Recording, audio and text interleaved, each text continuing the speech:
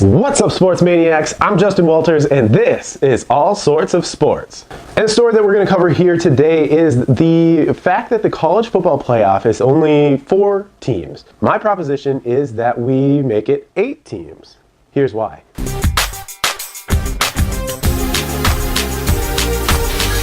So this past Monday, millions of sports fans from all over, they tuned in to watch the college football playoff games. At first, we had the Rose Bowl against Georgia and Oklahoma, and then we had the Sugar Bowl with Clemson and Alabama. The first of those 2 games was the Rose Bowl, and that game is sure to go down as an instant classic. This was a game that went into double overtime and in total had 102 points scored. A game that had fans sitting on the edge of their seat the entire time. And then immediately after that, we had the rematch between Clemson and Alabama. Clemson being the number 1 seed and Alabama being the number 4 seed. And we actually had a lot of people that were upset that Alabama got into the playoff in the first place. And then they ended up stomping all over Clemson and winning that game 24-6. So overall, we had 2 great college football games. And the cool part was that all 4 of these teams were equipped with their best players. We hear a lot about players that are going to sit out of their bowl games because they don't want to risk the injury before they prepare for the NFL draft. Which for a lot of the other bowl games, that makes complete sense. And I have no problem with that at all. Because if you are possibly going into the NFL to play in any of these other bowl games that technically don't really mean anything besides like a pride type of deal, there's no point in playing in that bowl game. And yet we had 4 of the top football teams with some of the top college football players, and every single one of them was playing this past Monday. And why is that? It's because they have something to play for. Like I said earlier, those other bowl games, that's it. Win, lose, that's it. Whereas in the playoff, you're fighting for a national championship. That actually means something to these players.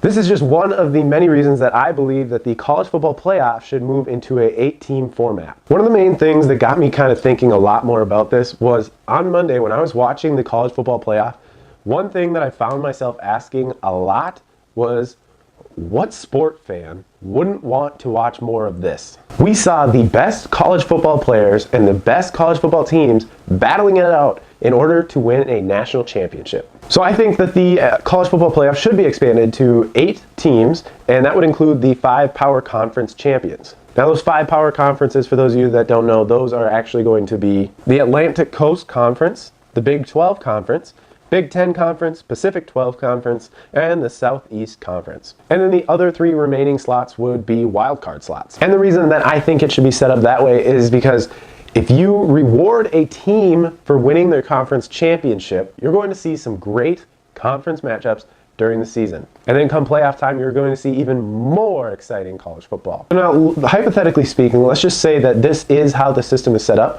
What would the playoff this year look like if it were an 8-team format? Now, you would likely have Clemson against UCF, Oklahoma against USC, Alabama against Ohio State, and Georgia against Wisconsin. Now, those would have been some incredible football games, and it would have definitely proved who actually is the best team in college football. Now, I understand that one big argument against expanding the playoffs is that you're still going to have teams that think that they should have been in there. And I get that, and it's 100% true, but this is sports. Like, we are all competitive. It's just kind of in our blood. We're always going to think that our team is the best. And we're always going to kind of have that, if my team was in the playoff, we would have had a chance at winning the national championship. But the fact of the matter is that if you reward teams for winning their conference championship, you're going to see more teams battle during the regular season, and especially during conference play. And when you hear a team complaining about them not getting into the playoff, the response seems pretty easy to me. It's just, well, you should have won your conference. It's an easy ticket in. Well, not easy as in it's easy, but it's easier than just like a chosen by eyesight type of thing. Because now you're giving every team that is in the Power 5 conference, you're giving every team an even chance at making the playoff. So to recap, the college football playoff needs to be expanded to 8 teams. I think it's better for the players, it's better for the teams, and it's better for the fans of college football. But as always, that's just my opinion on the matter, and I love to hear your guys' opinions. So how many teams do you think should be allowed into the college football playoff? Do you think it's 4, 6, 8, 32? I don't know.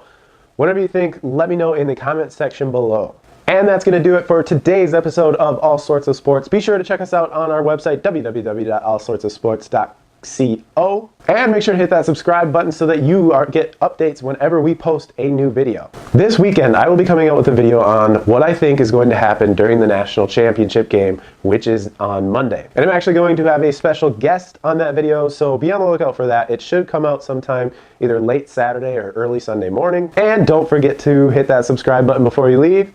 I'll catch you later. I've been flying from town to town, from London to Taiwan. I've been all around the globe trying to protect your soul.